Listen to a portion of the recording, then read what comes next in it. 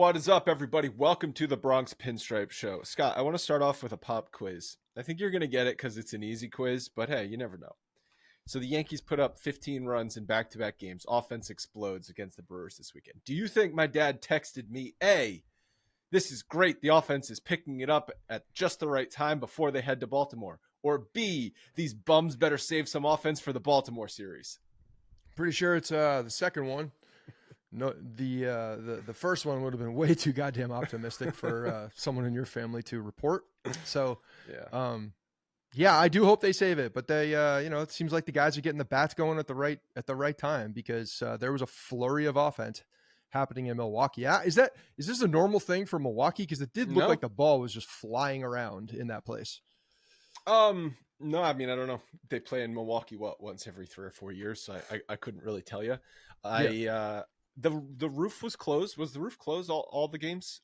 I don't remember. I know it was closed on Sunday. I don't remember if it was closed in the first 2 games. I don't know if that has a factor.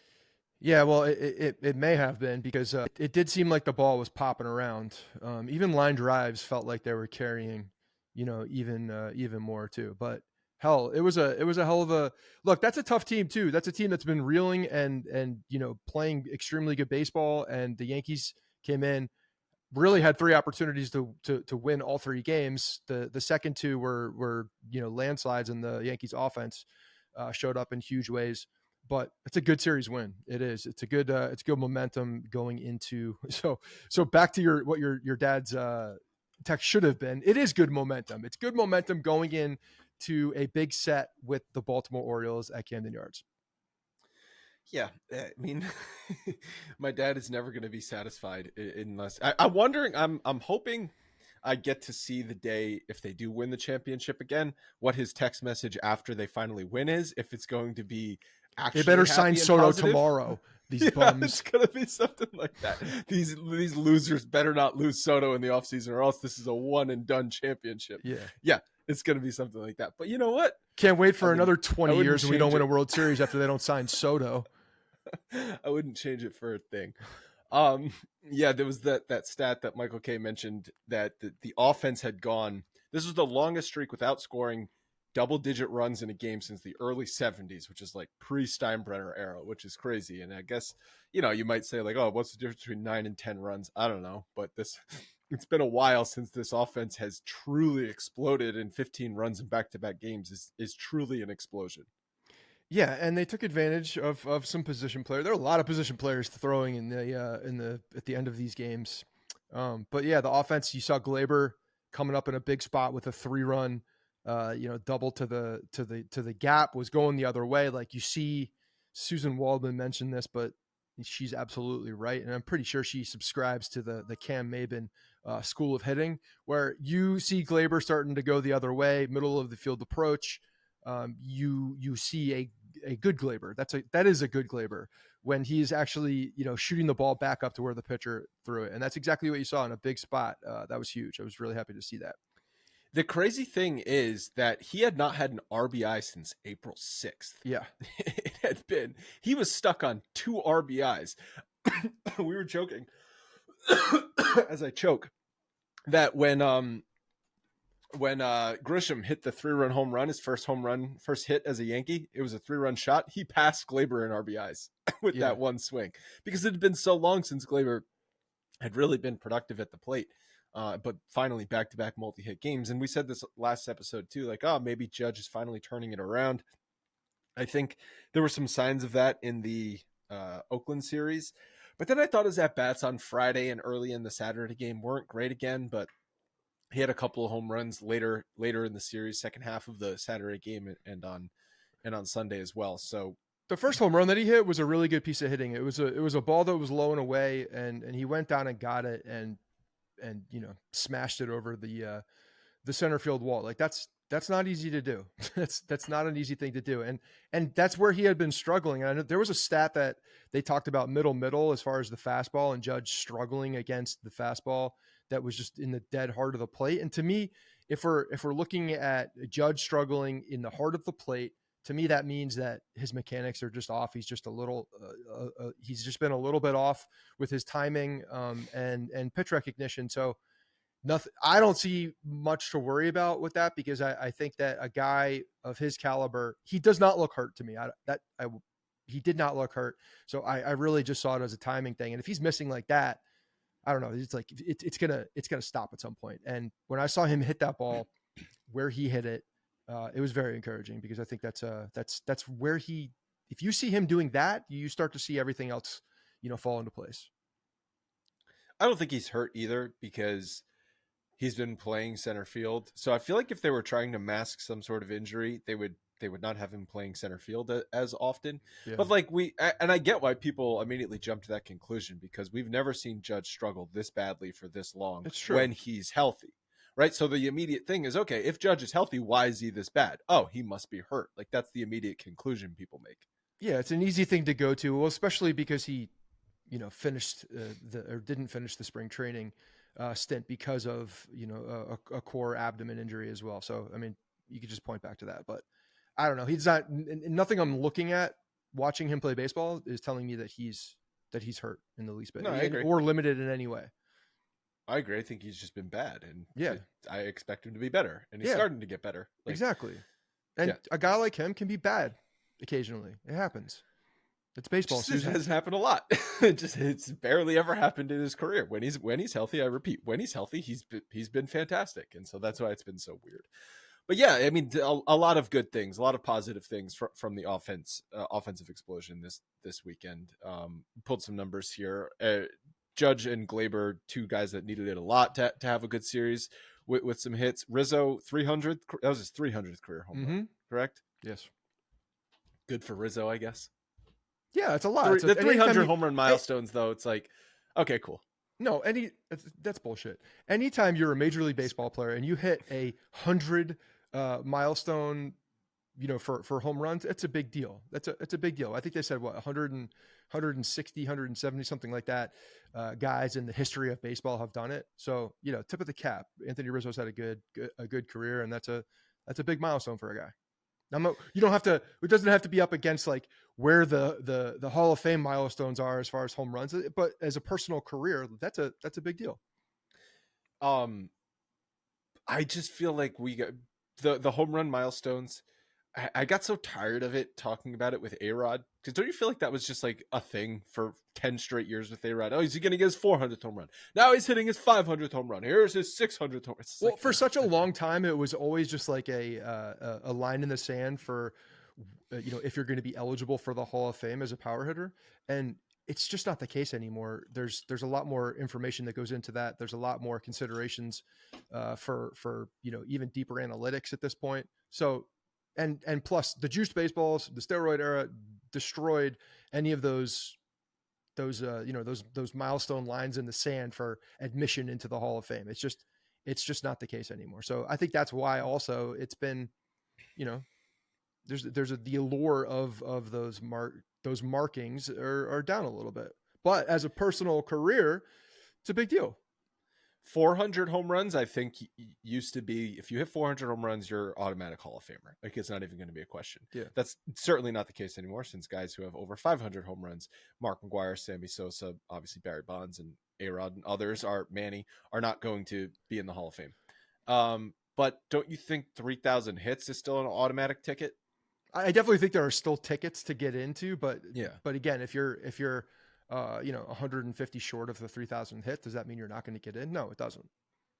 No. All I'm saying is that if you do reach that milestone, like it's not even a question. And yeah, you're right. What's the difference between 2,902 hits or 3,000 hits, right? It's like it's but the examples that you just mentioned have asterisks because of implications. Yes, that's why we're talking about it. Yes, no, I know, but a 3,000 hit, like again, if there's no ticket because if steroids can help you get hits too. I know, but if someone had steroids and 3,000 hits, they would not be in the Hall of Fame also, is my point. You're saying it's an automatic ticket. If you didn't do steroids, yeah. Well, I think, I wonder if there's any guys who have 3,000 hits that, well, A-Rod's not going to get in. He's 3,000 hits. Yeah. Pete Rose. Well. It's like if you went to jail for selling weed at this point, now you're just getting out of jail. Can we just let Pete Rose out of jail at this point? I'm surprised that Pete Rose didn't come out of the woodwork with the Shohei Ohtani stuff at the beginning of the year. I feel like he would have started to chirp again because, Maybe maybe he's on a plan to eventually get the nod. Maybe he's on a strict plan. And look, Pete, you got to do this, that, and this. And the first thing is shut up. Don't talk about it ever again. Stop with the signings. Get the black hair dye out of your hair so it's running down your face. That's embarrassing. Can't put you in the Hall of Fame with that. You know, there's like there's a checklist for him. And if you do all these things in 15 years, you're going to get in. And he's just minding his P's and Q's. Do you want Pete Rose to be in the Hall of Fame? Yes, I do.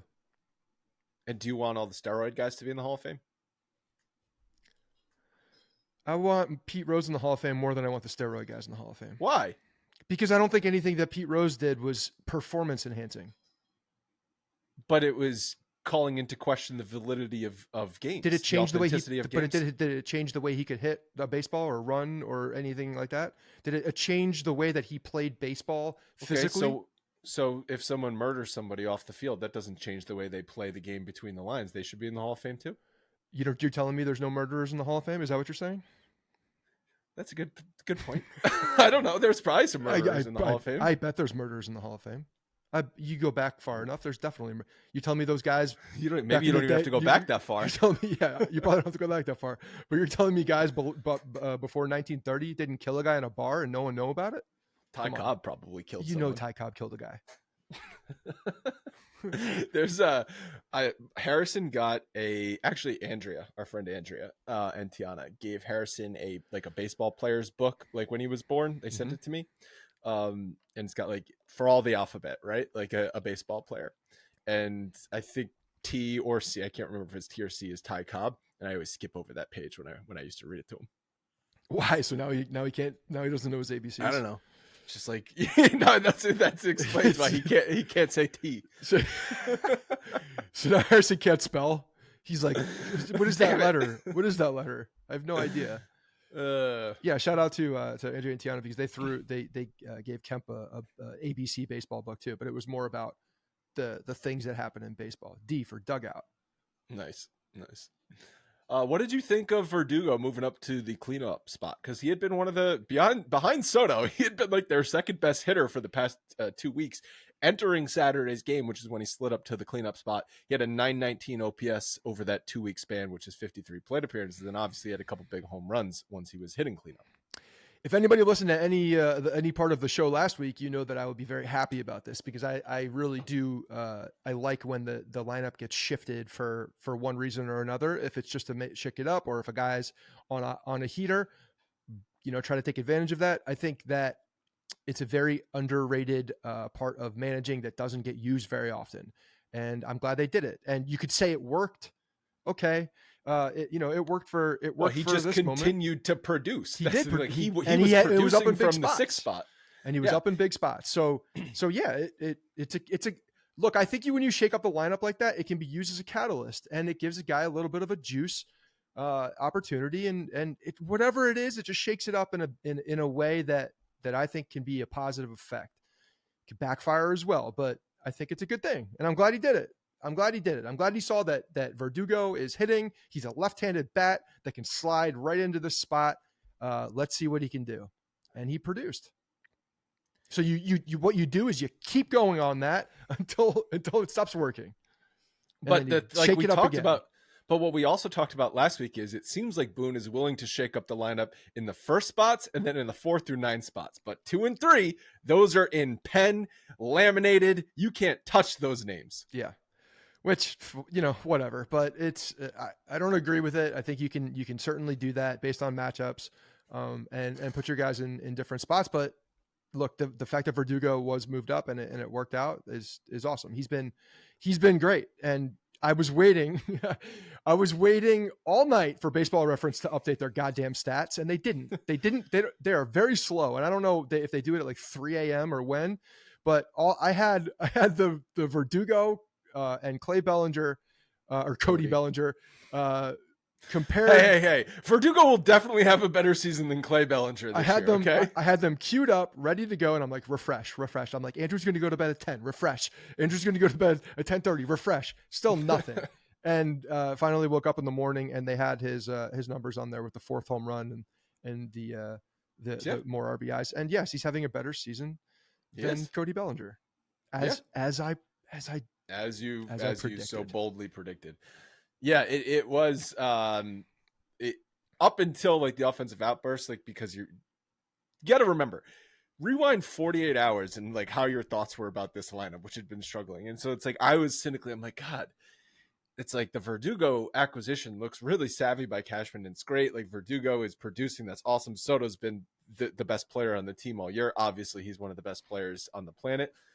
But everyone else who was here previously has just been sucking this year. It is really disappointing that it just seems like the team was the same, except these 2 new acquisitions, which the coaching staff hadn't got their dirty paws on yet. Because that's how I always go. It's like, oh, just give the Yankees coaching staff some time, and they'll squeeze any success out of these guys and try and craft them into something they aren't. I felt like that was also applicable since we were watching Gary Sanchez play against us this weekend. Oh, Gary Sanchez is sitting below the Mendoza line once again. No, but how we always used to criticize the Yankees for trying to turn Gary Sanchez into something that he wasn't, instead of just letting him be something that he could be. Yeah, there was a lot of other blame with Gary Sanchez. I don't know if that's the best example, but I hear you. I think that How about Sonny Gray? We also saw that clip that Logan threw in our chat. What was that? Ken Rosenthal talking about how Sonny Gray, since leaving the Yankees, has been one of the best pitchers in baseball. Also, tough example. Sonny Gray, mentally weak. Also, everywhere he's succeeded. Did you watch the clip, Cincinnati, St. Louis, Oakland, Minnesota. There's a common irrelevant places, irrelevancy. Yeah, I'm just saying, like, you go to a major market for Sonny Gray, and we'll see what happens, because that's what we saw. So, but did you watch the clip? Did you hear what they were talking about? I didn't. No, I did not see the exact clip, but they were saying that I know the baseline. Okay, well, they actually took blame off of the Yankees coaching staff. They said that Sonny Gray's struggles with the Yankees happened to coincide with analytics evolving dramatically, especially on the pitching front. And Sonny Gray was kind of overwhelmed by all of the information, didn't know how to apply all of the information that was being thrown at him, and so ended up struggling because of that. And once he was able to digest all of the information and truly understand how he could apply it to the mound, then he turned back into the Sonny Gray that the Yankees thought they were acquiring from Oakland. Before he used the analytics? You mean that guy? The guy is that what you're saying? He transformed back into the guy that didn't use the analytics. No, he's been better. He's been better since. Yeah, he's been good. He's been very good. I don't know why we're talking about Sonny Gray. There was a clear opportunity of what other guys have left the Yankees, came to the Yankees, stunk, then left the Yankees good again. Yeah, there's also a lot of guys that have done poorly when they left as well. Gary Sanchez is a guy that did have a really good year when he was with the Padres, and apparently knew how to. He's Blake Snell's personal catcher, because Blake Snell can't pitch right now. Right. So, good to see Gary back. Kinda a little sad when you see the acknowledgement from Boone or from Judge to Sanchez in that first at bat. Little bit of hit the bat against the shin pads. It reminds you of just like what should have been and what could have been, and especially when you saw them both come up at the same time and just. Gary was the guy the first year he came up. He lit the world on fire. He was second in the AL rookie voting with like half the at bats because he went on. I still think he should have won. Yeah. What's his name?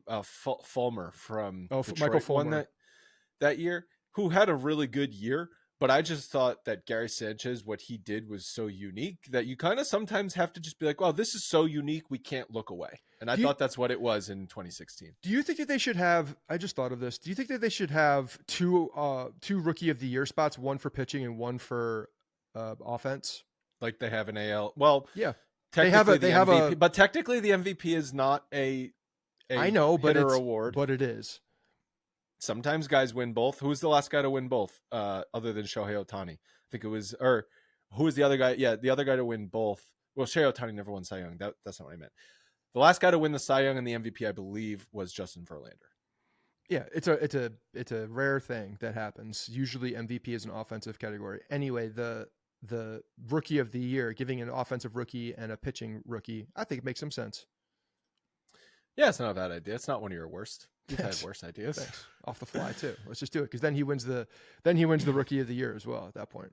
But So it was a little sad for me. I went back and Kemp and I were watching the game at that point. Kemp watched a lot of the Milwaukee series. I have a workshop in the garage and I put a TV in there. Best move I ever did.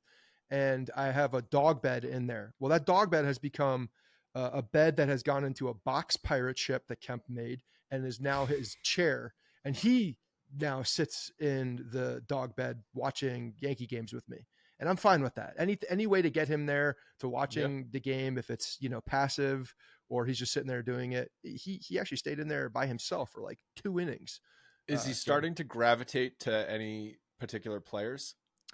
Judge definitely. It's mostly fed by me, to be honest. I'm trying to steer that ship. So it's Judge and Volpe. Is he 7 now? 6. He'll be 7 in August. In August. So do you remember how old you were when you really started like watching and consuming baseball? I don't remember what happened 3 weeks ago. I was 8, which was 96, which was the 9. I vaguely remember points of the 95 playoff run. My dad had the games on, but my first like active memory is sitting down every night watching with my dad during the 96 playoff run. And I was 8 years old that year. So you got maybe another year and a half before Kemp is really truly invested in and bought into a 9. I think so. And what's helping as well is the translation from playing and watching. So like, cause he's turning out to be a pretty decent hitter. Like he's got the good mechanics. He's learning how to do things. And so I'll show him what some of the guys are doing on the TV, and that's like registering. It's like the connection. So my earliest memory, this is going to date the living hell out of me, but obviously growing up, my favorite player, black and white TV footage. Growing up, my favorite player was Don Mattingly, but I also had an affinity for Willie Randolph, even though I didn't see Willie Randolph play a ton. It was more, I started watching just after him. I maybe caught a year or two. And then my other guy that I really liked watching was Roberto Kelly. And obviously Roberto Kelly got shipped out to Cincinnati for Paul O'Neill. So were you upset about that trade at first? Yes, I was. Yeah. I have a Roberto Kelly starting lineup somewhere that you've kept. Oh, look at this. Oh yeah. I have all my starting lineups. Sorry for the audio, but on YouTube, I found this too. This is actually I got this later at like an antique shop. I saw it. I was going to say, that's not a game giveaway. They don't give away something like that at a game. They do they have the names on the back. So. Oh, well, we got the news that MLB is going to change the uniforms because guys are complaining, and apparently they're just throwing Nike completely under the bus. Oh, the whole thing is like, we're absolving Fanatics. Fanatics is not the problem. Yeah. Nike is the problem. Nike is the one that screwed this up. Doesn't MLB own Fanatics? I don't think so, no. Oh, sorry. I totally mixed that up. Rawlings. Yeah. Yeah, so Fanatics is really... they're a retailer, but no, the changes they said latest is 2025. So don't expect anything happening soon. Well, that's next season. How about right now? Can they just go back to the old laundry? You got to still sweat through the uniforms and be unhappy. The problem is that anybody who changed their uniforms from last year, it's obviously a different uniform. The Yankees home uniforms, they could run out the old ones, but not the away jerseys anymore. Last week, Scott, we learned that you cannot speak another language. That's okay. If you want to learn, the best way to do that is obviously immersion, which means living in the country that the language is spoken, but something tells me you're not going to go move to Spain or something like that. So the next best way is using Babbel. I love using Babbel because their convenient courses fit into my hectic schedule. Lessons are only 10 minutes long. They're handcrafted by over 200 language experts to help you start speaking a new language in as little as 3 weeks. Babbel is designed by real people for real conversations. You don't have to, you're not going to have flashbacks to high school of a language teacher just drawing on the chalkboard, trying to drill the letters back in the alphabet into your head. Babbel is about real life situations you might find yourself in, like ordering food, asking for directions, and just conversing like a real speaker of that language. Babbel has over 16 million subscriptions sold, plus all of Babbel's 14 award-winning language courses are backed by their 20-day money-back guarantee. A special offer, limited time for our listeners. Right now, get up to 60% off your Babbel subscription. Again, only for our listeners at babbel.com/Bronx. Get up to 60% off at babbel.com/Bronx. That is spelled BABBEL.com/Bronx. Rules and restrictions may apply. A couple of other things I want to touch on from the Milwaukee series. Like we obviously talked about the offensive explosion, but Friday night's game, in my opinion, they threw away. I think that was a very winnable game. And I think this was one of the glaring bad managing games that Boone had so far this year, because there have not been a lot of them, admittedly. The Yankees had a 5-4 lead entering the bottom of the sixth inning, and Boone decided to send Heel back out to the mound. Heel already had 95 pitches. His season high coming into that game was 97. So, like, realistically, what are they trying to get him to? Are they trying to get him to a number? 100, 105? Like, he's probably not going to get through the inning unless it's a quick inning.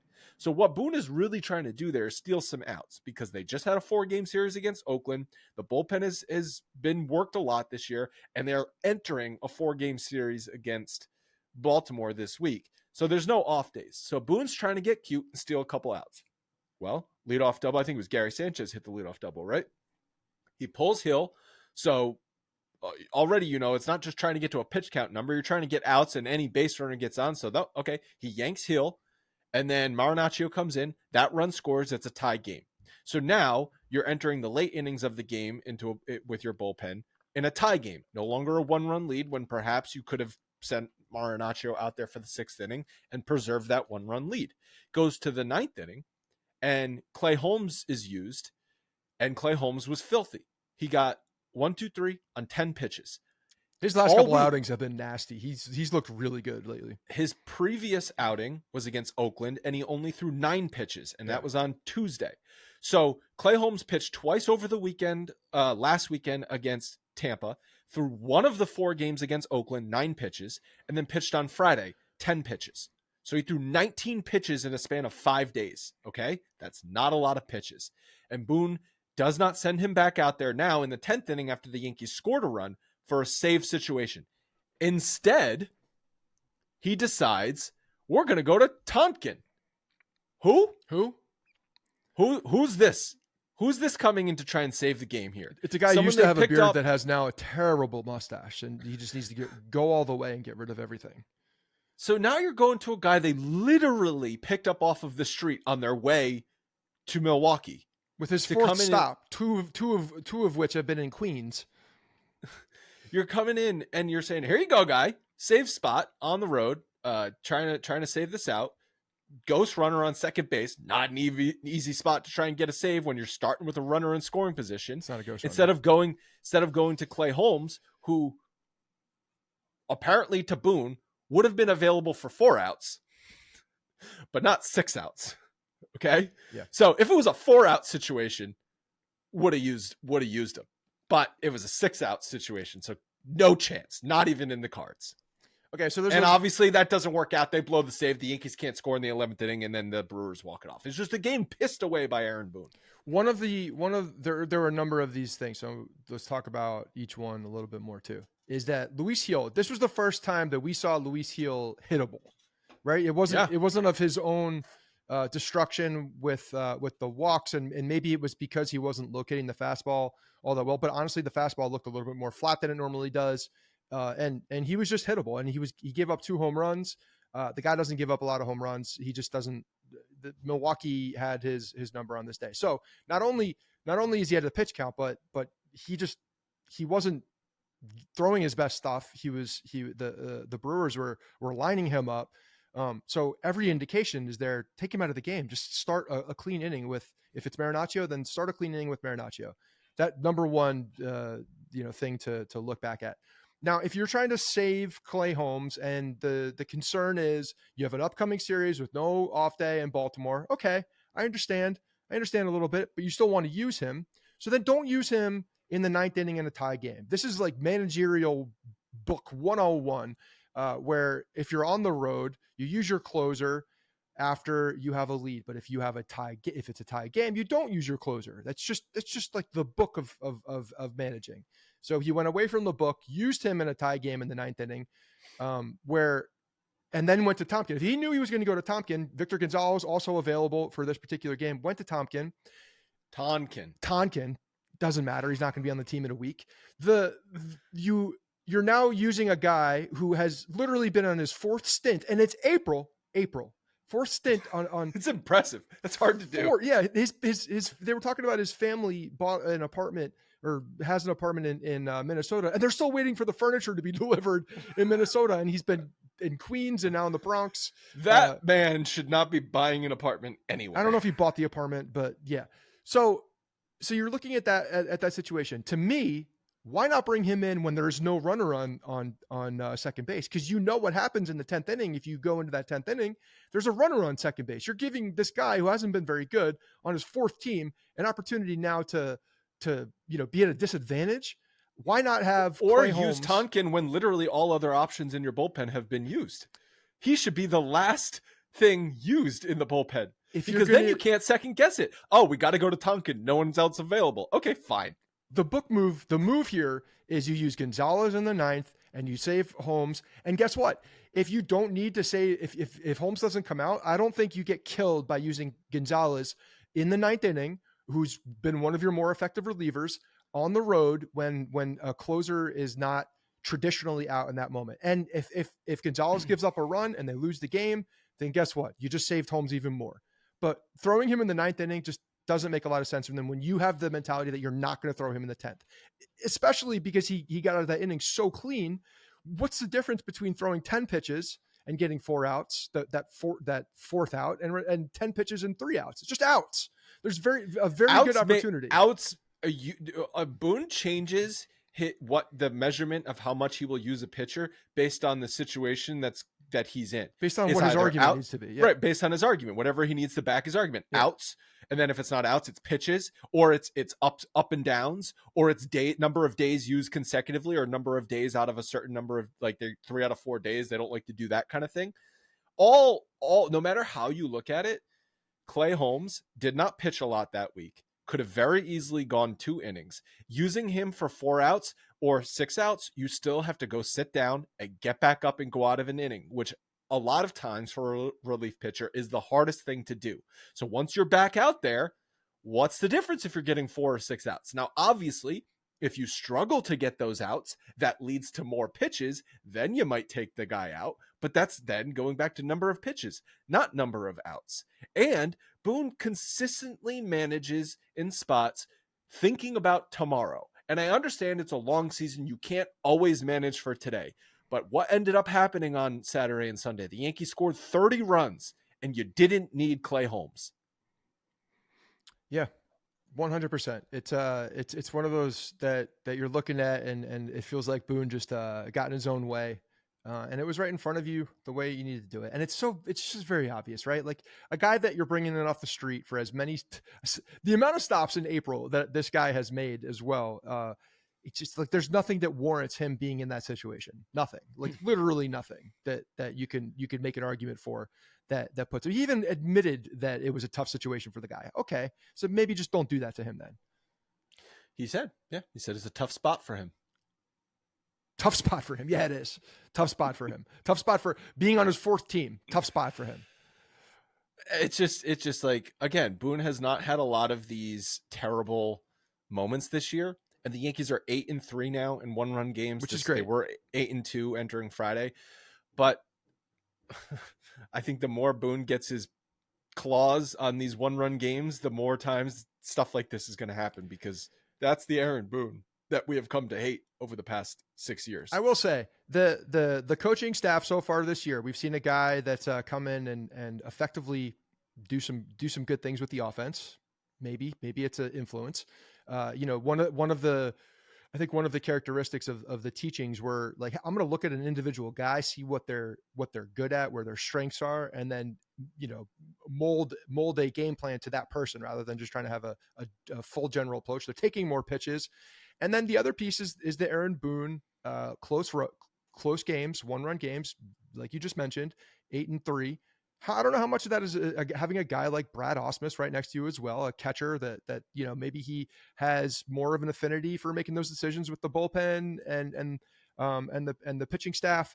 But at the end of the day, the pitching staff right now is second in baseball, 3.01 ERA. That's crazy when they've been very good. So it's tough to second guess in the moment unless it's completely egregious. And this was just one of those egregious moments that Boone had a bad day. And I'm going to give him a pass for having a bad day.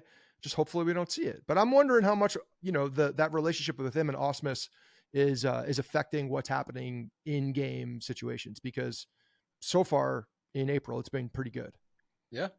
The one final thing on this, he said about Holmes is on an 80 game pace in April. Yeah. And with some of the attrition we've had in our bullpen, I wasn't going to send the closer out I'll do 4 outs this time of year, those kind of things. Wasn't going to send him out for a second inning. So 80 game pace. So he's also using the number of games that he's on pace to pitch this season as another thing. So there's so many different things that we're tracking here with how much Clay Holmes is used. Pitches, innings, outs, ups and downs, number of games pitched. It's just like, I wonder who the analytics guy is that's on Boone's hip for like post game stuff. For like, hey, I screwed this up. I need some numbers. Give me some numbers to support my argument. Just like throw them to me. I wonder if he because I don't think that 80 game pace. He didn't have that in his pocket while it was happening. He had no, it but afterwards. Also guess what? Now he's on like a 70 game pace because he didn't pitch the last 2 days. In April, paces change pretty dramatically as each day goes by. Yeah. The other thing that we saw in this series, I think one of the pieces here that is stands out is that Judge slide, because I do want to talk about that. Oh yeah, we forgot before we move on to Baltimore. The Judge slide, that was just an interesting inning all around, right? Like it was a catalyst inning. Obviously, the Yankees scored a ton of runs, but it was set the scene for what you're talking about. On Sunday, Judge sliding into second base to break up a double play. He slides with his arms up, which to his credit, he does all the time. It was a 4-4 game at that point. Yankees had 2 outs. Yankees had 2 outs. 4-4 game. There was a 3-2 count, I believe, with Rizzo. Like it was down to their last pitch, possibly for that inning, and they ended up exploding through the inning. And the scene is ground ball, Aaron Judge going, running in towards second base, sliding into second base. And as he's getting into his slide, his hand goes up, and his hand that has an oven mitt on it, because I think they both do now. And his arms, which are like 7 feet long. Yeah. And who knows what's inside that oven mitt? It might be Kevlar. He's putting up his hand, and it just so happens to swat the ball down. He Dikembe's the ball. Everybody's safe. No interference is called. Not reviewable. And Judge is out, but Rizzo, that's not a double play. Not a double play, yeah. But the play is not reviewable. And what are you looking for the umpire to do at that moment? Are you looking for him to be? He could overturn that. Yeah, but are you looking at the bag, or does he have one eye on the bag and one eye to see if the runner at second base, who's like 5 feet away from the bag too? It's not like he was that close. It's not like there was a play at second base. He was just looking to see the feet. But other umpires are seeing, with the home plate umpires looking at it. The other umpires are looking at what's going on. No, so listen, we were talking about this in our chat. If a runner intentionally interferes with a ball thrown, then that runner is deemed out, and the umpire could overturn the play, and they could have ruled that a double play. They could have done that if they saw that in real time and identified that. And that also would have been a non-reviewable play. The most common time that happens is when the base runner is out of the base path. We see that a lot running up the first baseline, where like a catcher fields like a bunt or like a squibber, and he tries to throw it and it hits the guy in the back, right? And if he's in the baseline, fair game. But if he's out of the baseline, then that runner is ruled out. If you're hitting a ball down on a throw, if you're Judge, which he did, he slid in the baseline, and he's kind of within I don't know if this is in the rule book, but I've heard this talked about. If you stay within your zone, your personal space, yeah, it's all fair game. But if Judge kicked a leg out to the right, and to trip up a guy, or had his hand out to the right to swat a ball, then that would have been deemed he intentionally tried to interfere. And now that's where the word intentionally is not a good word for this, because guess what? Judge intentionally tried to interfere with the ball by throwing his arms up. It just happens to be legal. Well, and also the when you look at what a textbook slide is, a lot of times your hands are up. Your hands are up, your big. body is down, and you're sliding down there. It's just like the way your body goes through that motion. So it's like if you come face to face with a grizzly bear, you get big. Yeah. I love it. I absolutely love because, whether the guy is going in hard at second base or, again, like you said, within the realm of where he can be and putting his hands up, it's all fair game. It's all part of it. Would I be pissed off if it happened on the other team? Yeah, I would be. I would be highly annoyed, but it didn't. How would you have felt if it got overturned? Or if the umpire ruled that was a purposeful interference? I think it could have gone either way. If the umpire saw it as that, I think it would have been tough because like you said, he didn't do any extra movements really. He just put his hand straight up like you're sliding. But you could kind of tell that he was putting it up in the right spot and he had an opportunity to do it. But what it did is it led to a massive Yankees rally with 2 outs, which you absolutely love to see, especially with a team that, needed kind of an outpouring, but it led to a whole bunch of runs, a bunch of clutch base hits, and it was a good hard play. It was a good baseball play. I love the baseball play. All right, we're gonna preview the Baltimore series, but first, why don't you tell the people about Game Time? Yes, Game Time is the best place to get your tickets. You can save up to 60% by buying last minute deals for Yankees tickets. You can even get concerts, comedy, theater, whatever you want to do. I'm actually looking at the May the 4th game. That's one that I am looking at. Might be taking Kemp into the city, watch a little baseball. I have a good connection here with Yankees and baseball. As I mentioned before, I'm trying to get him into this game, trying to get him into really liking it. So when you have a Star Wars connection on May the 4th, it's just adding one more thing that he enjoys to make those connections. And the seats while you're looking at May the 4th, everybody wants the bobblehead. The bobblehead's a big one. I have a few of them. I'm looking at my Jedi Judge right now. So the tickets are going to be a little bit more expensive. You got to look for those flash deals, which Game Time has. You got to look at the all-in pricing. You can toggle this feature and it shows up the total up front. So there's no surprise fees at checkout. And if you're going at the last minute, you can check these flash deals. There's more exclusive in-app deals and select the seats ahead of the game or the event. I'm telling you, my favorite part is being able to see the seats because I'm so used to sitting in 205 that I haven't sat in a bunch of other places in a long time. So now I can just take a look. It's got a great picture. It shows me a panoramic view from the seat and does all the things that you want before you buy a ticket. And again, 0 fees that are hidden, which is perfect. Take the guesswork out of buying MLB tickets with Game Time. Download the Game Time app, create an account, and use code Bronx for $20 off your first purchase. Terms apply. Again, create an account, redeem code BRONX for $20 off. Download Game Time today. Last minute tickets, lowest price, guaranteed. For giveaways, they probably still do like first 20,000 people in the stadium, right? Like they don't just give it to everyone. Oh no, so, you gotta be there for it. Yeah. Yeah, but so you going with Kemp is actually a good thing strategically because you're not going to waste time going to Billy's or the dugout or anything like that, and then just getting there for first pitch. Like you're going to be in that park like an hour early, maybe catch some batting practice, walk around, go to the team store. So you're definitely getting those bobbleheads. That's what I'm saying. You gotta be strategic on days like that. All right, so the Baltimore series, I would say this is since the Houston series, the biggest series they're playing.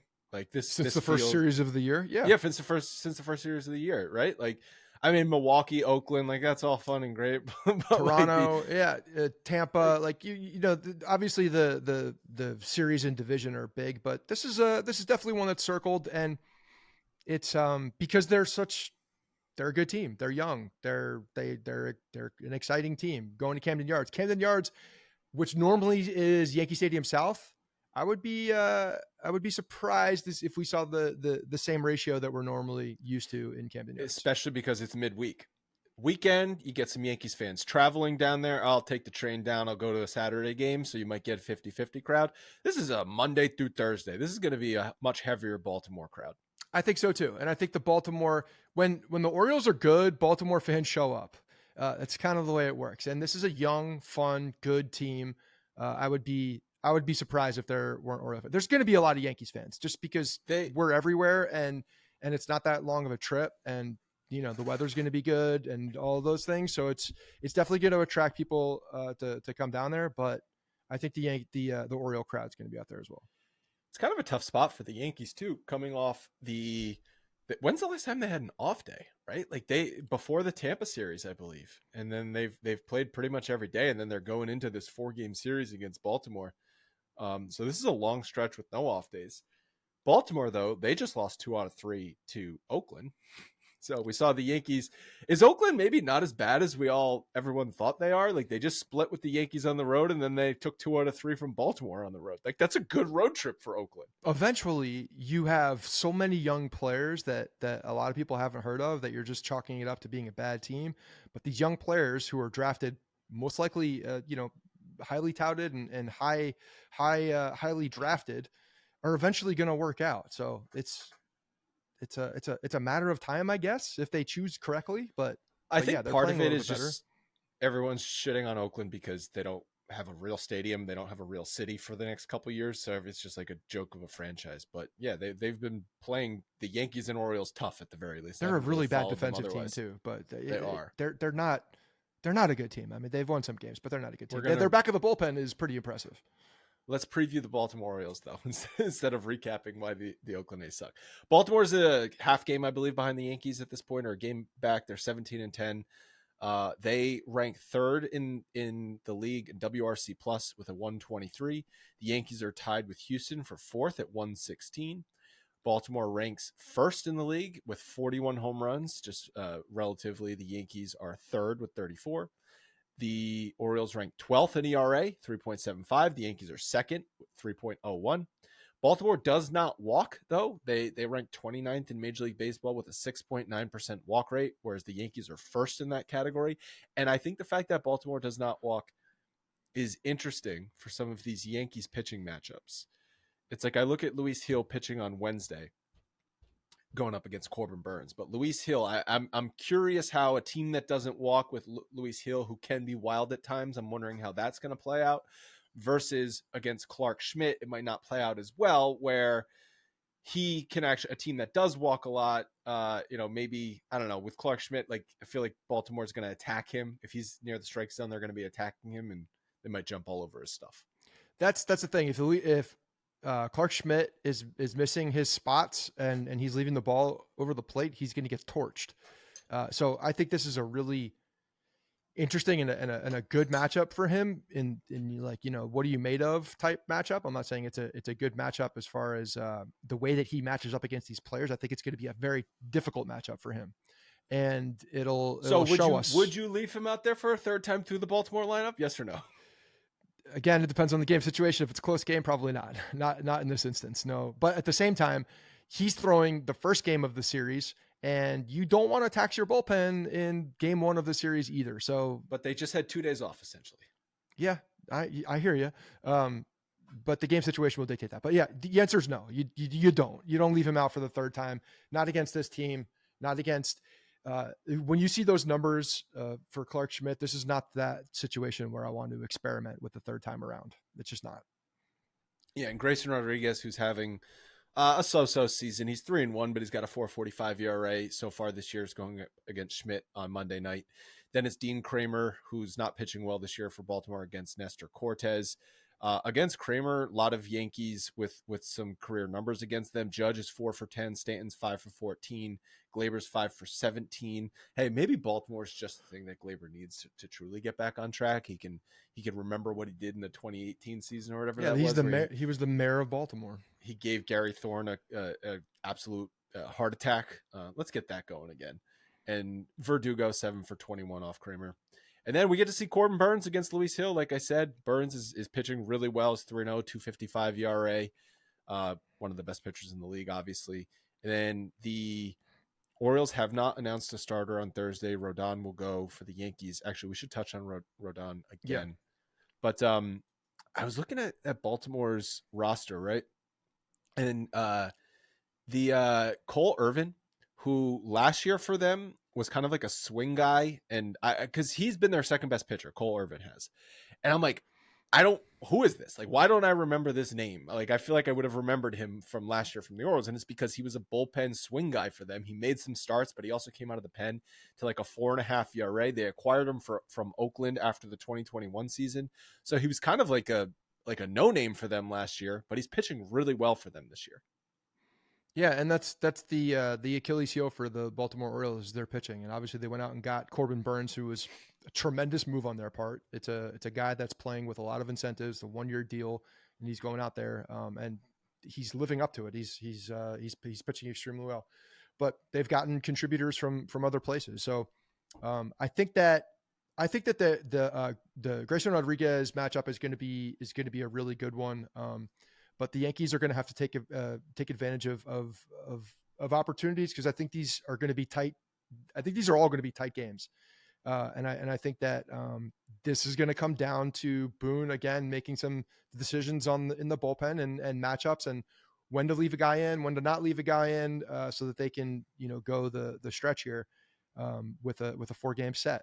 It's going to be a tough matchup, I think, but it's going to be a fun one. I'm excited for it. The other thing with these guys is that you're looking at they're still, obviously Holiday got sent back down. He had, I think, 2 hits in the majors, struggled mightily. But they have so many good options in AAA who are just lighting up AAA. I think I mentioned this a few weeks ago, and I don't have the updated numbers, but I mean, they were like lapping other franchises in their offensive numbers in AAA. So they have a bunch of dudes down there that can hit. And that's they're not going to be shy, and they're not going to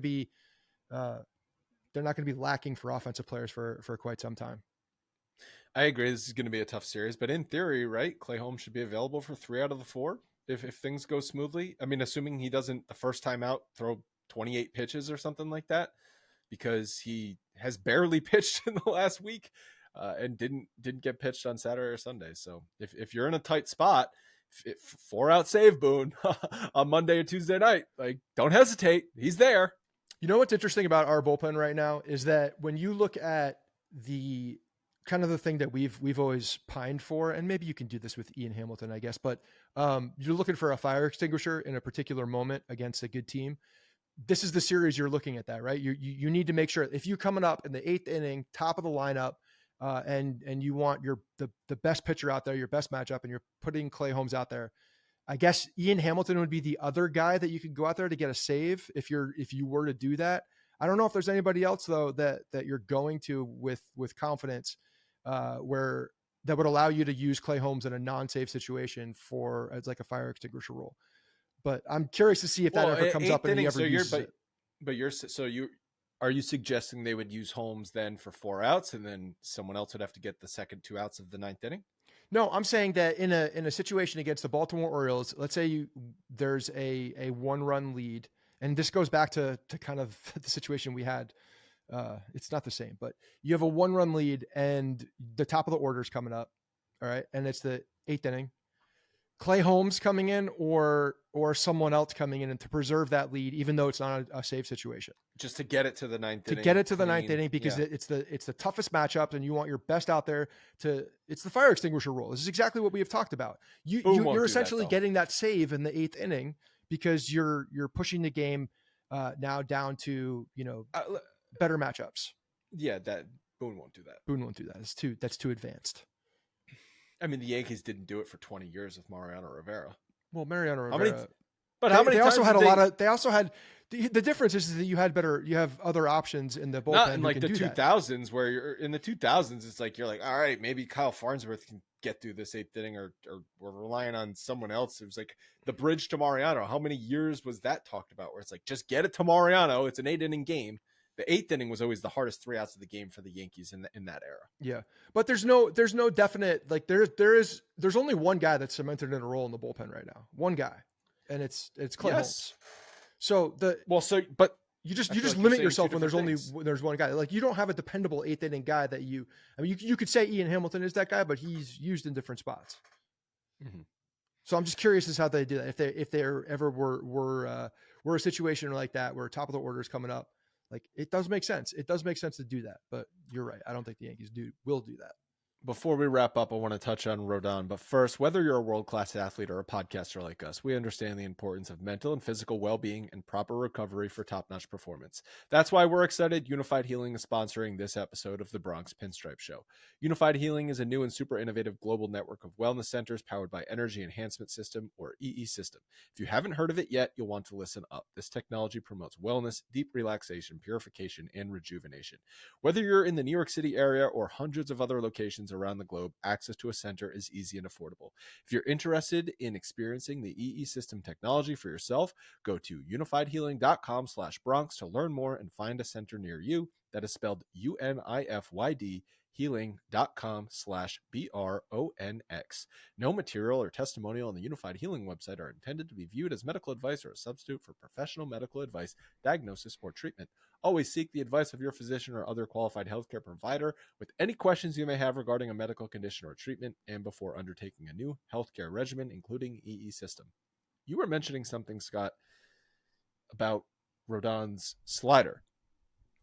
And specifically in his start against Milwaukee, it was down, like a mile and a half? No, it was up. Oh, it was up a mile and a half. Oh, wait.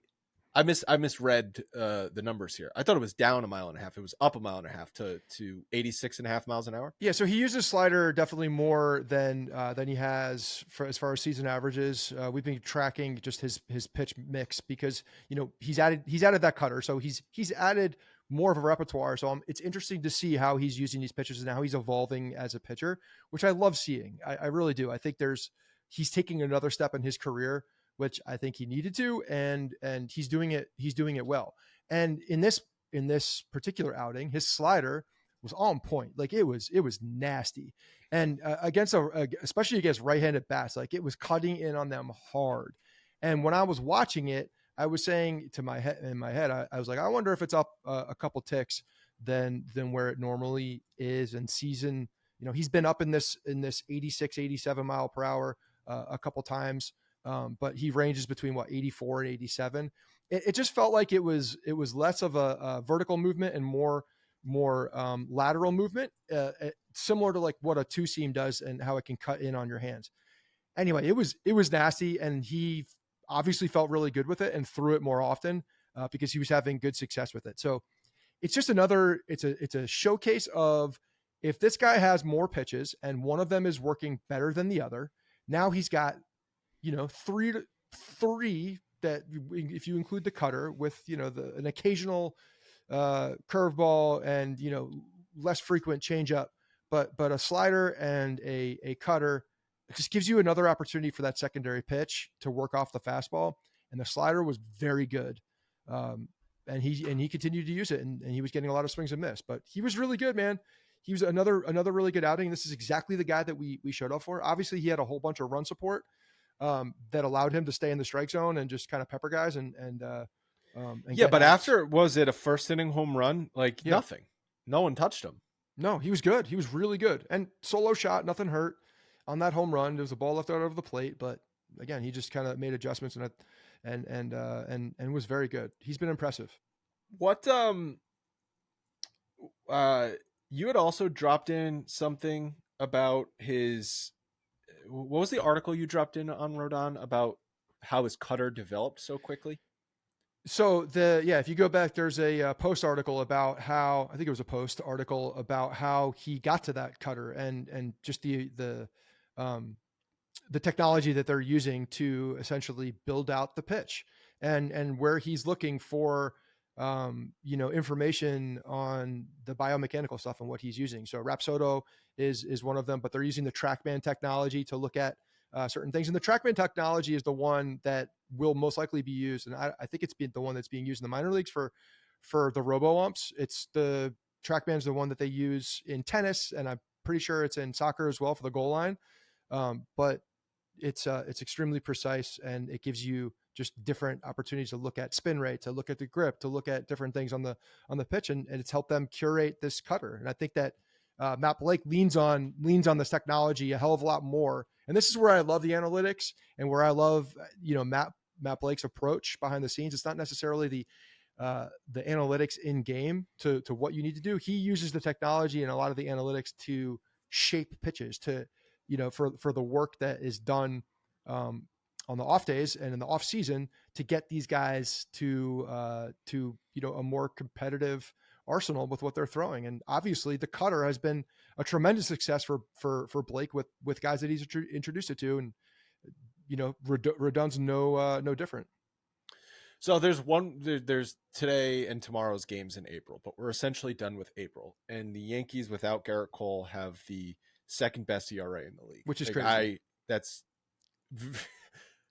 Think about that. Yeah. Crazy that the pitching staff was able to hold up this well without Garrett Cole. Yep. For a month. Obviously they got to go another probably month and a half at minimum, but and there's been moments too, even like Stroman. We didn't really touch on Stroman. Stroman did not have control at all. And it exploded so he had quickly. 11 base runners, I think, in under five innings, and then the home run was kind of the dagger for him, but he was flirting with disaster the entire time. So I jinxed him again. God, I jinxed Gonzalez and Stroman. Who have you talked about today? I was just making observations. That's all from this series. I didn't say anybody who's really impressive. I don't think I put myself out there for a jinx. I was pretty conscious of that, actually. Okay. Yeah. I'm not getting blamed going into a Baltimore series. I would not bet money on Rodon's start on Thursday if you're following along with Scott's jinxes. That's all I'm saying. No, he's been good in the outings. It was good to see. That slider was nasty. Okay. That anything else you want to touch on, or should we wrap up? Let's wrap up. I'm excited for this series. It's gonna be a fun one. You want to do another ad read just for fun? Thank you. I'm good. I'm in a good spot. We'll talk to you again. So it's another 4-game series, which means although it's a 1:00 start on Thursday, let's just say that the episode will be out on Friday morning at some point. We'll talk to you guys then.